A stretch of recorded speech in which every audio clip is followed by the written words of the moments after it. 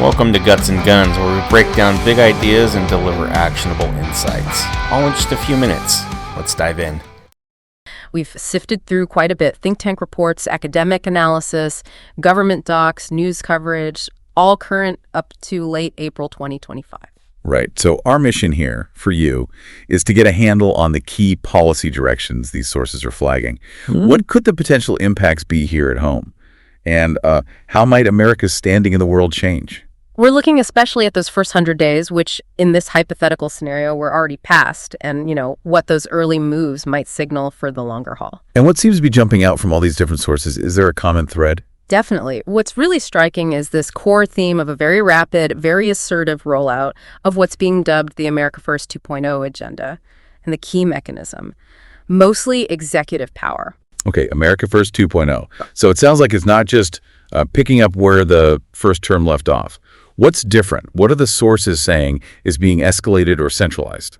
Well, the consensus in the materials we looked at is that it's definitely an intensification and maybe a more coordinated version of those first-term principles. Okay. So you see a really strong preference for unilateral action, the U.S. going it alone. Economic nationalism is huge, prioritizing American industries, American trade. Right. Deregulation pops up everywhere across multiple sectors. And foreign policy, it's consistently framed through a transactional lens. What's in it for the U.S. right now? And this isn't just happening in a vacuum, is it? Well, seems like think tanks like the Heritage Foundation with Project 2025 Yeah. are really involved in sort of setting the stage. Exactly. That's a key point from the sources. Many of the administration's early executive actions are reportedly lining up very closely with the detailed policy roadmaps from Project 2025. So it suggests they came in with a plan ready to go. Yeah, suggests a well-prepared strategy ready for pretty rapid deployment. Okay, let's drill down into some of those early domestic executive actions then. The sources talk a lot about shaking up the government itself, restructuring, and this big push for deregulation. What are the big moves there? Well, a major one is the creation of this Department of Government Efficiency, DOGE, they're calling it. DOGE. Okay. And it's interesting, it was basically formed by just renaming the existing U.S. digital service. There's even mention of potential advisory roles for people like Elon Musk. Now, the stated goal is efficiency through tech, but the analysis suggests it's got a much wider brief. Things like significant cuts to the federal workforce and a really broad deregulation mandate. So DOGE sounds like it's intended to be a powerful engine for pushing these changes through. And there's a whole raft of executive orders tied to this, right? Oh, yeah, a whole series. You've got UO 14158, and that's the one setting up DOGE. Yeah. Then UO 14210, workforce optimization, the sources say that led to, a pretty substantial number of federal workers being fired or put on leave early on, maybe around 280,000. Wow, that's a huge number. It is. Then EO 14222 is about cost efficiency. EO 14219 is this deregulatory initiative telling agencies to find and cut regulations. And there's another EO aimed at boosting presidential control over those independent agencies, the ones traditionally more insulated. That's a massive amount of change really fast. And the federal hiring freeze, that continued. That's right, yeah. Reportedly extended through mid-July 2025, so more pressure on the workforce there. And some analysis even hints at potential plans to actually dismantle entire departments like education, USA, maybe folding their functions elsewhere. Beyond just shuffling boxes, the deregulation itself seems incredibly broad, especially it seems in energy and environmental policy.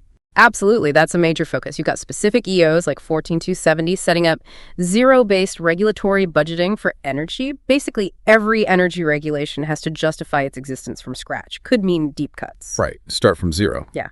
Then EO 14267 targets rules seen as anti-competitive. EO 14192 is a more general push for deregulation. But you're right, the environmental piece is intense. Like what specifically? Well, the formal steps to pull out of the Paris Agreement, that's EO 14162, declaring a national energy emergency via EO 14146, the idea being to fast-track domestic energy. EO 14144, unleashing American energy, directly rescinding earlier climate directives. And it's not just the big symbolic stuff like Paris. The sources say they're looking at revisiting some really fundamental environmental rules. That's a key insight, yeah. The EPA is reportedly planning to reconsider foundational climate regulations. Big one. The 2009 greenhouse gas endangerment finding. Why is that so important? Because that finding is the legal bedrock, essentially, for the EPA regulating greenhouse gases under the Clean Air Act. If they roll that back, it could seriously hamstring the EPA's ability to tackle climate change using existing laws. Okay, that's huge. And they're also looking again at things like the Clean Power Plan successors, rules on methane leaks from oil and gas, vehicle emission standards. It really sounds like almost every major environmental protection could be under review. And it's not just climate, right? Yeah. Other areas too. No, definitely not just climate. The analysis mentions rollbacks or reviews of water quality rules like the Navigable Waters Protection Rule standards for mercury from power plants, that's MAAS, and rules on coal ash disposal. And at the same time, actively promoting fossil fuels. Yes, very clearly. EO is supporting coal, expanding offshore drilling for minerals, opening up Alaskan resources like ANWR potentially, and even trying to remove state-level roadblocks for energy projects. Plus, a ban on leasing for new offshore wind projects. It signals a real shift in energy priorities. What strikes me is just how fast and how broad this is compared to the first term. You know, the whole 2-for-1 rule back then seems almost quaint now.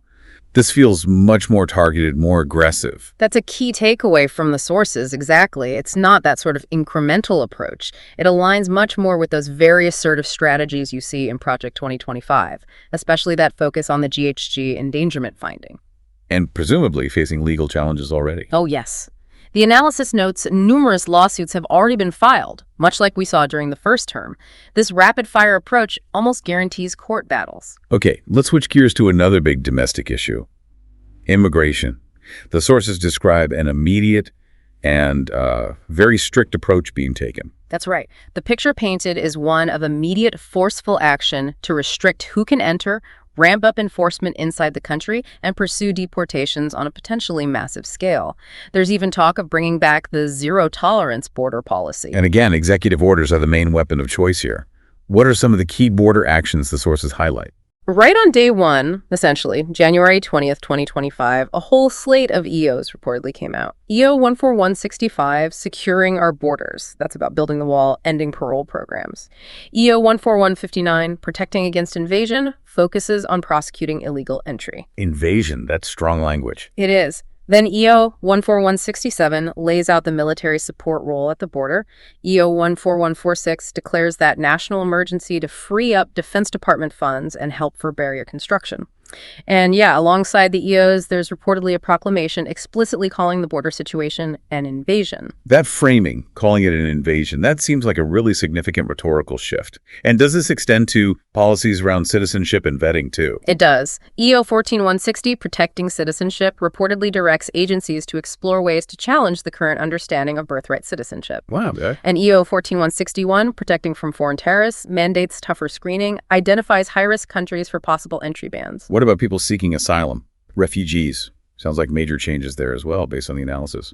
Yes, EO 14163, Realigning Refugee Program, signals a move to cut intake numbers way down, prioritize assimilation for those who are admitted, and give states much more say in whether refugees can be resettled there. It could effectively pause resettlement in many places.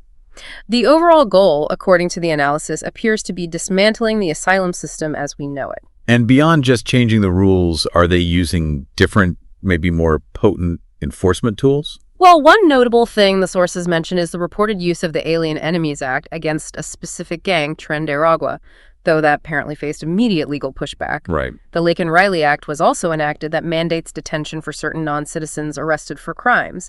And there's mention of escalating tactics, like using the military to control the Roosevelt Reservation right on the border. Okay, let's move to healthcare. Another area where the analysis suggests big changes are underway, especially hitting the ACA and policies around gender and reproductive health. Absolutely. The sources point to a clear focus on, well, dismantling the Affordable Care Act, rolling back policies on gender identity and reproductive health care, and really pushing market-based alternatives instead. So how are they reportedly trying to undermine the ACA using executive power? What do the sources say? Well, first, revoking earlier Biden administration EOs that were designed to bolster the ACA and Medicaid. Then, HHS has reportedly proposed some pretty significant rule changes for the ACA marketplaces. Like what kind of changes? Things like making income verification stricter, which should cause delays or denials for people, shortening the open enrollment window, maybe just November 15th to December 15th, allowing insurers to deny coverage if you have past due premiums, potentially excluding DACA recipients, getting rid of a special enrollment period for people under 150% of the poverty line, and even prohibiting coverage for what the EO calls sex trait modification. Plus, the analysis suggests potential cuts to funding for navigators. Right. Those are the folks who help people sign up. And while trying to weaken the ACA, they're promoting these other types of plans. Yeah, exactly. Promoting things like short-term, limited duration plans, association health plans. These usually have lower upfront costs, but offer much less comprehensive coverage than ACA plans. On the drug price front, there's EO 14273, which talks about improving Medicare drug negotiation, but the details are still emerging. The policies around gender and reproductive health seem especially significant in the analysis. They really stand out. EO 14168, defending women from gender ideology extremism, reportedly sets a strict binary definition of sex for federal policy. It includes measures to deny gender-affirming care for minors and requires transferring transgender women in federal prisons. Okay. Then EO 14182, enforcing the Hyde Amendment, doubles down on restricting federal funds for abortion, revoking Biden EOs that aim to protect reproductive access.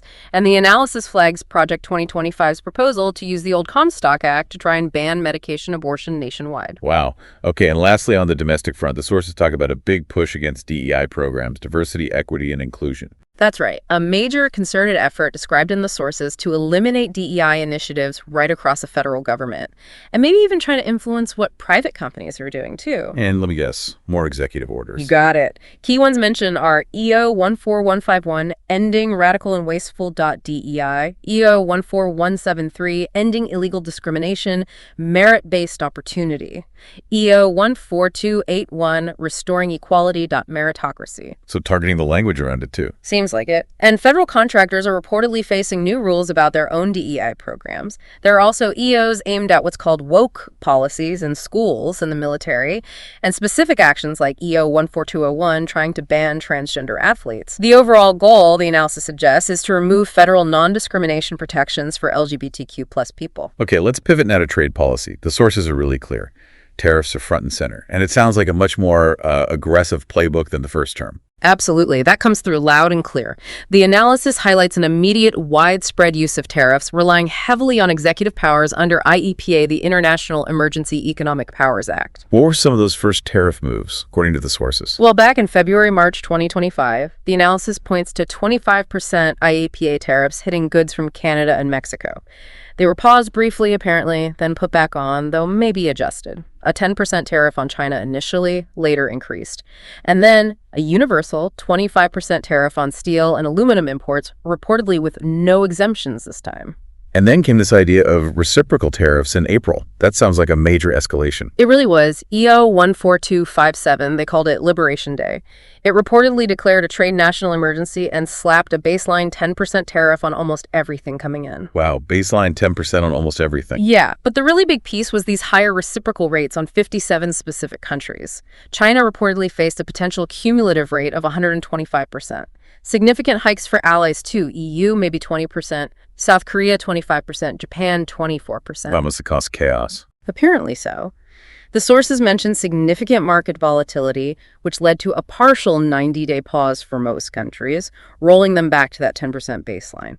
But China's higher rate reportedly started in place. And separate tariffs on cars, too. Yes, also in April 2025, a reported 25% tariff on imported cars and certain auto parts, specifically those coming from outside the USMCA zone, so not Canada or Mexico compliant goods. What's the official reasoning given for all this, according to the sources? Why such broad tariffs? The stated rationales cover a few bases: tackling perceived unfair trade practices by other countries, trying to reduce the U.S. trade deficit, national security concerns, especially for steel, aluminum, and also linking it to fentanyl from China, boosting domestic manufacturing, and using tariffs as leverage in negotiations to achieve fairness through these reciprocal rates. How does this fit with the USMCA trade deal with Canada and Mexico? Seems complicated. It is complicated. While goods that comply with USMCA rules were eventually exempted indefinitely from those reciprocal tariffs, they're still reportedly subject to the steel, aluminum, and auto tariffs. So it highlights this tension, right, between a regional trade pact and this broader unilateral tariff strategy. The analysis really seems to stress how much bigger and more aggressive this tariff approach is compared to the first term. And using IEPA for these broad tariffs, that seems like a really significant expansion of executive power. That's a crucial point the sources make. The whole methodology for calculating those reciprocal rates was controversial, and then the partial pause just adds to the unpredictability. It creates, as the analysis puts it, profound uncertainty for global supply chains. Businesses just can't plan easily. Okay, turning to foreign policy again, the sources describe some pretty rapid shifts, all aligning with this America First idea. Exactly. The emphasis right away seems to be on prioritizing unilateral U.S. interests and really questioning or even walking away from long-standing international commitments. And we're seeing actual withdrawals from some major international bodies and agreements. Yes, quite a few mentioned. EO 14155 reportedly started the process to leave the World Health Organization, citing mismanagement and lack of reform.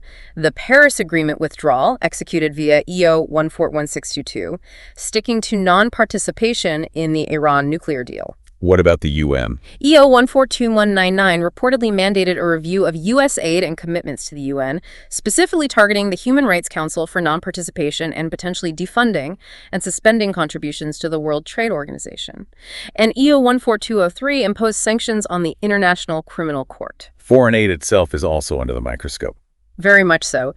EO 14169 reportedly put a pause on basically all U.S. foreign aid for a review, arguing much of it doesn't align with U.S. interests or values. U.S. aid was specifically targeted for potential dismantling, with stop work orders issued.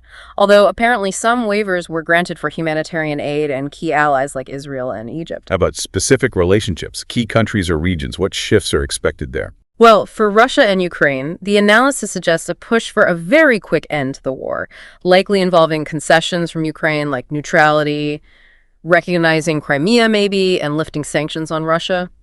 Military aid to Ukraine was reportedly paused, at least briefly. Big change there. Huge. For China, it looks like continued, maybe even escalated confrontation. Trade war, the tariffs, expanded export controls, maybe even steps towards financial decoupling. And at least. Continued support for the Abraham Accords, sticking with maximum pressure on Iran, though still engaging indirectly on the nuclear issue with threats, and very strong support for Israel, including expediting weapons shipments. The focus there is really hammering allies on burden sharing, spending more on defense, questioning Article 5, the Mutual Defense Clause, and maybe redeploying U.S. troops. The big picture here, based on the sources, seems to be a really sharp break from decades of U.S. foreign policy strategy. Absolutely. The analysis points to a systematic disengagement from international structures, a real questioning of alliances, prioritizing unilateral leverage, especially tariffs. Deep skepticism towards multilateralism, a belief in a sort of zero-sum transactional world.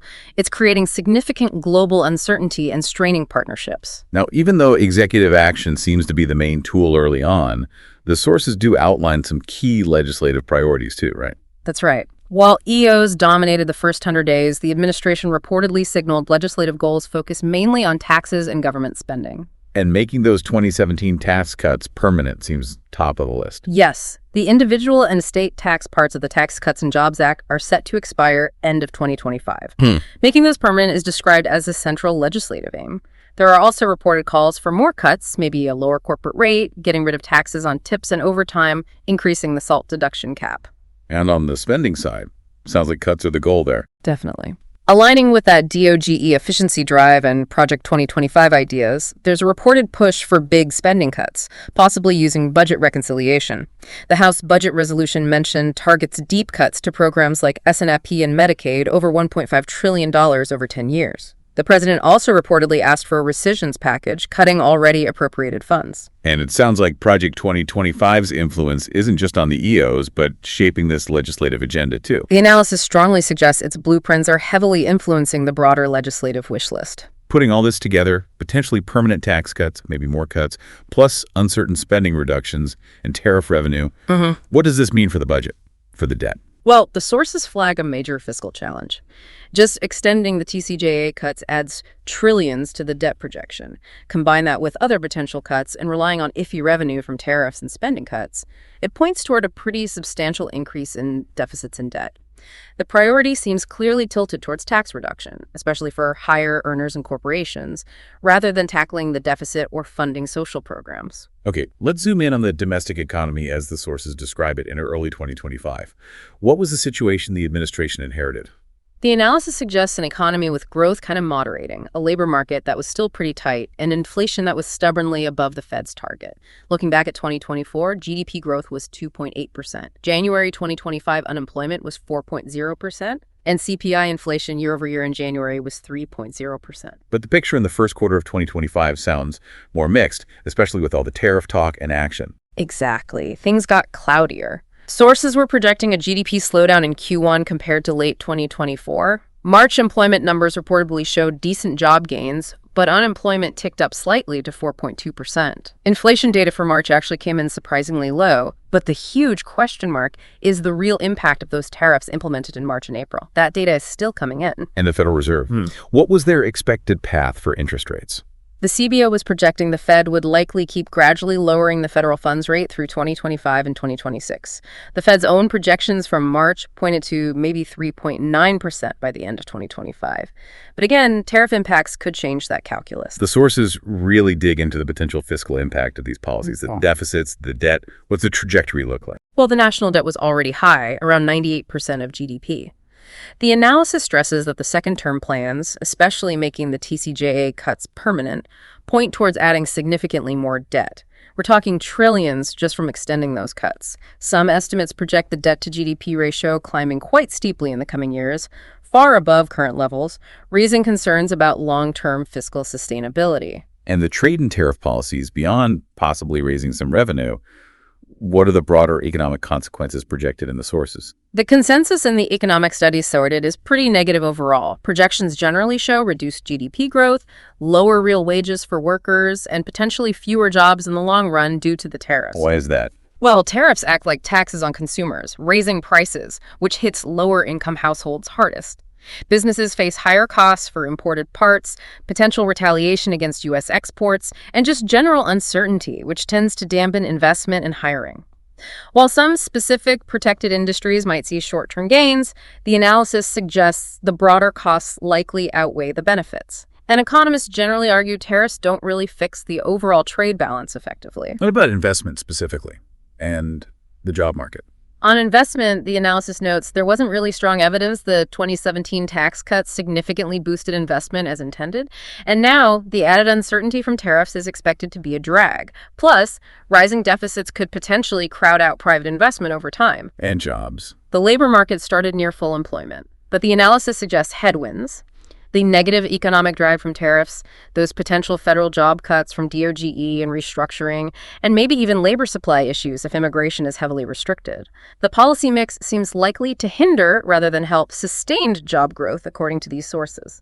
The sources also mention a table 1, with economic data from 2017-2024.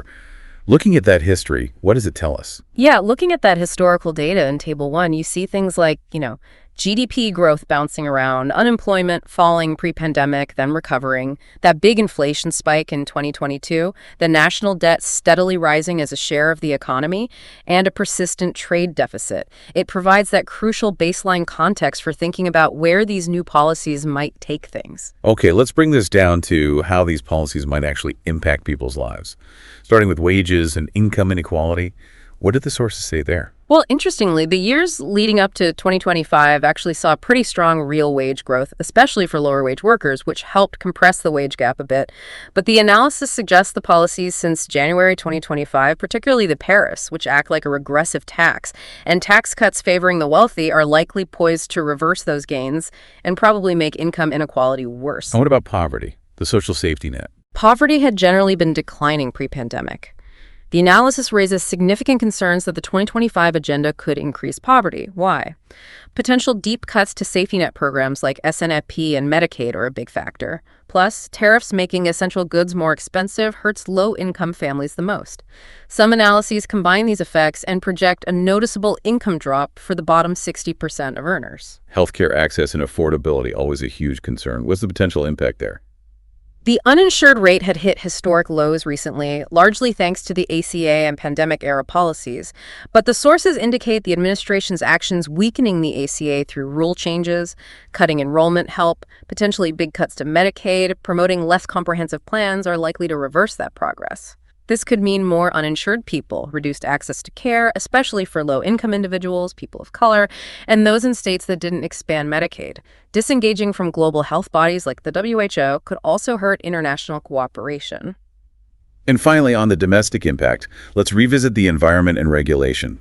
What's the bottom line there for people? The bottom line seems to be a very strong prioritization of reducing cost for industry, especially fossil fuels, and speeding up resource extraction. This comes through the aggressive deregulation agenda pulling out of Paris, reconsidering core EPA authority like the endangerment finding, rolling back rules on power plants, vehicles, water quality, mercury, coal ash. So, potential consequences. Well, the sources raise concerns about the long-term environmental and public health impacts. Weakening pollution standards is risky. Reversing climate policies goes against the scientific consensus. It's a clear shift away from environmental protection towards prioritizing short-term economic gains for certain sectors. Okay, let's shift back to the global stage, this America First 2.0 approach. How do the sources characterize it overall? What's the flavor of it? It builds on the first term, but the analysis suggests it's maybe more centralized, definitely more unpredictable, and relentlessly transactional. Decisions seem highly personalized, driven by the president's instincts, with a deep skepticism of multilateralism and alliances, always viewed through that immediate cost-benefit lens for the U.S. There's even mention of rhetoric about, expanding U.S. influence in unusual ways, Greenland, Panama Canal merging with Canada, though how serious that is unclear. And alliances, particularly NATO, seem under real pressure. Significant strain, yes. The criticism of allies not spending enough on defense, that 2% GDP target, has reportedly intensified, framed almost like a payment owed. There are suggestions the U.S. might not defend delinquent allies, directly challenging Article 5 and the reliability of the U.S. security guarantee. Even if laws prevent pulling out unilaterally, the rhetoric and policy shifts themselves are seen as damaging trust. How about relations with key adversaries? China? Russia? With China, expect continued, maybe even ramped up, confrontation, mostly on the economic front trade war, high tariffs like that potential 125% reciprocal rate, export controls.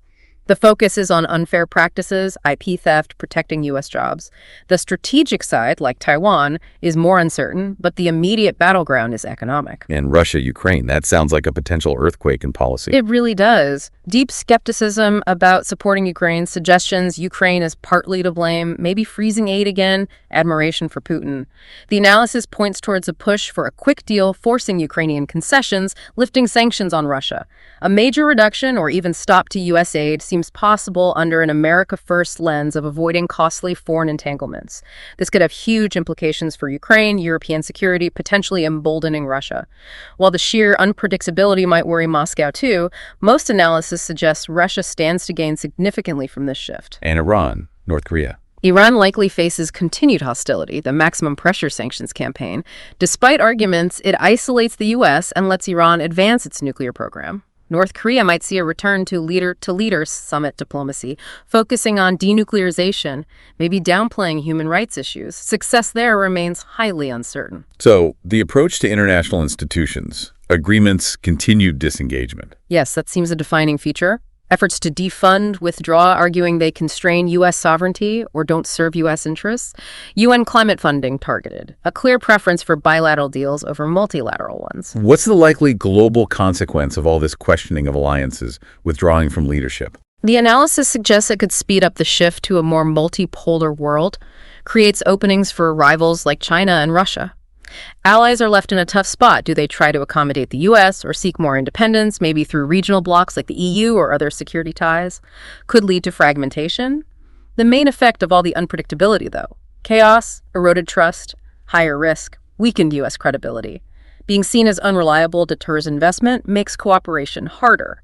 The costs likely outweigh any short-term tactical gains. Finally, what about the governing style itself? How do the sources describe how policy might actually be made? The picture is one of intensified centralization of power in the White House, a heavy emphasis on personal loyalty over expertise, and continued, perhaps even increased, unpredictability.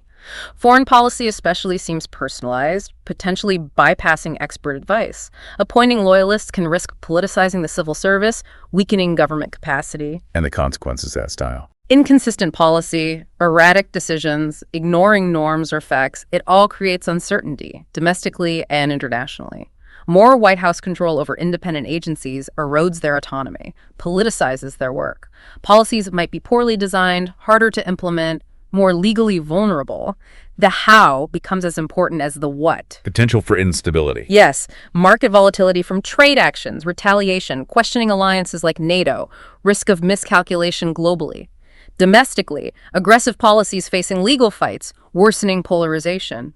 Unpredictability might be used deliberately as a political tactic, but the sources suggest it comes at a high cost to stability and trust. The sources also included tables summarizing things like tariffs, deregulation, and judicial appointments for the first term. Looking back at those, what's relevant for a potential second term? Well, Table 2 on tariffs shows just how wide-ranging they were. Lots of goods, lots of countries. It gives you a sense of the potential scale.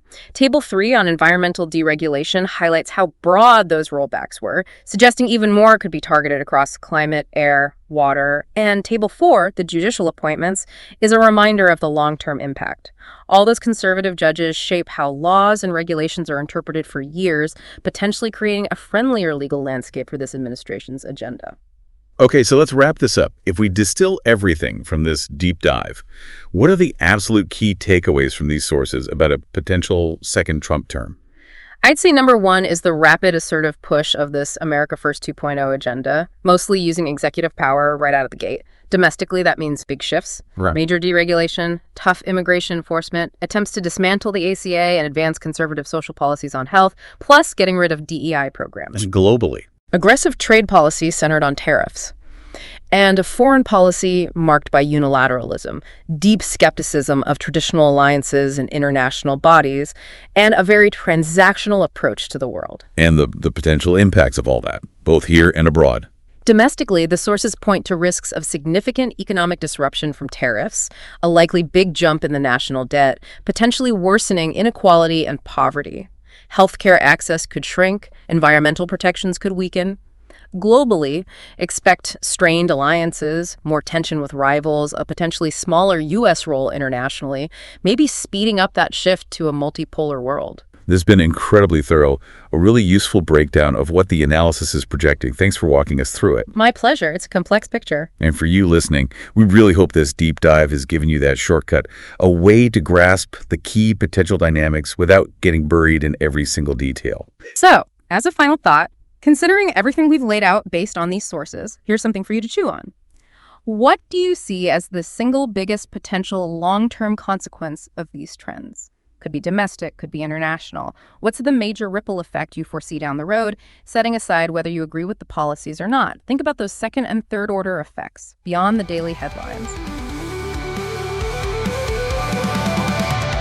Thanks for listening. Stay curious, keep learning, and we'll see you next time.